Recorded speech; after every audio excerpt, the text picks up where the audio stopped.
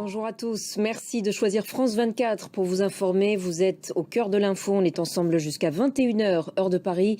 Voici les titres de ce dimanche 12 mai. Nouveaux bombardements israéliens sur la bande de Gaza. Au Proche-Orient, l'offensive israélienne se poursuit donc inlassablement sur la bande de Gaza. Le ministère de la Santé, contrôlé par le Hamas, évoque un bilan total d'au moins 35 000 morts, en majorité des civils. Et on va rejoindre notre envoyé spécial à Jérusalem, Ludovic de Foucault. Bonjour Ludovic. Les condamnations des Nations Unies n'y changent rien. Israël poursuit donc sur la même trajectoire. Bonjour Ashreen, effectivement les opérations se poursuivent. Merci beaucoup Ludovic pour ces précisions depuis Jérusalem.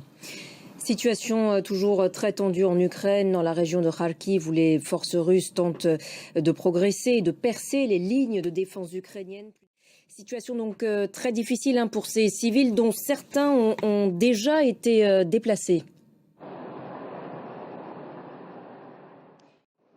Merci beaucoup Emmanuel pour ces détails depuis Kiev. Et par ailleurs, au moins 4 morts et plusieurs blessés aujourd'hui dans l'effondrement partiel d'un immeuble dans la ville russe de Belgorod, non loin de la frontière ukrainienne.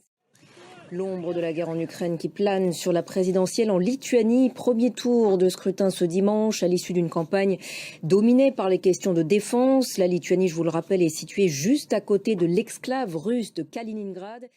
Et journée de vote également en Catalogne ce dimanche. Élection pour élire les 135 députés du Parlement régional.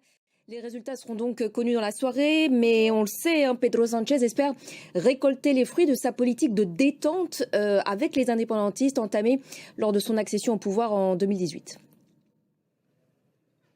Merci beaucoup Clara depuis Barcelone. Et voilà pour l'essentiel de l'info, on se retrouve dans quelques instants, à tout de suite.